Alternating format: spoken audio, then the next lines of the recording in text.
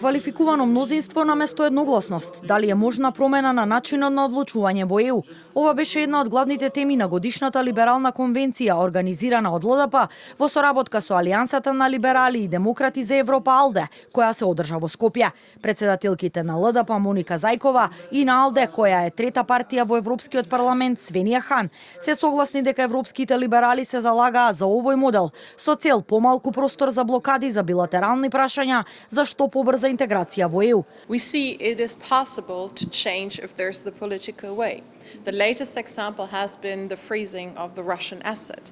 The legal basis was changed so that it's a permanent situation now, that we don't need to have a returning unanimous vote all the time. So we see it is possible if there's a political will. So we are advocating to strengthen this political will, to make it a reality, because we have no time to waste.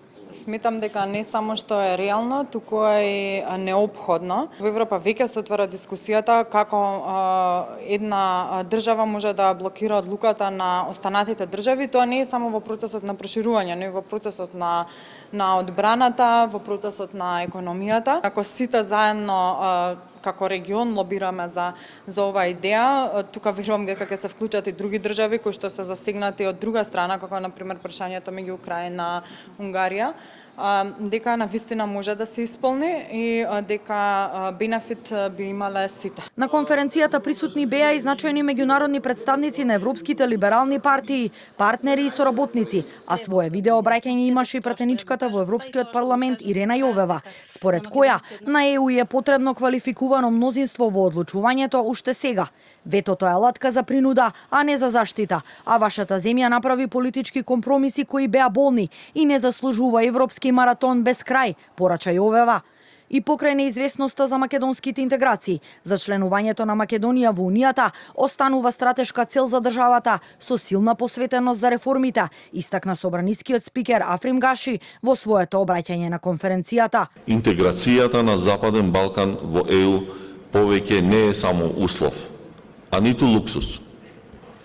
Таа е неопходност за безбедноста, стабилноста и развојот на самата Европа.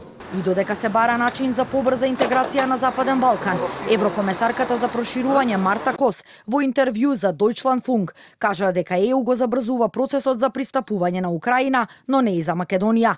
Кос блокадата од Унгарија за Украина заради унгарското малцинство таму ја квалификува како нефер и неевропска и потенцира дека ЕУ планира да отвори 3 кластери со Украина и за истите да се водат преговори на техничко ниво, а консензусот да се бара во моментот на нивното затворање.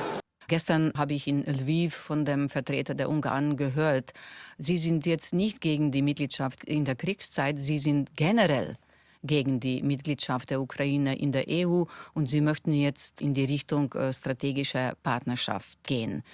Nein.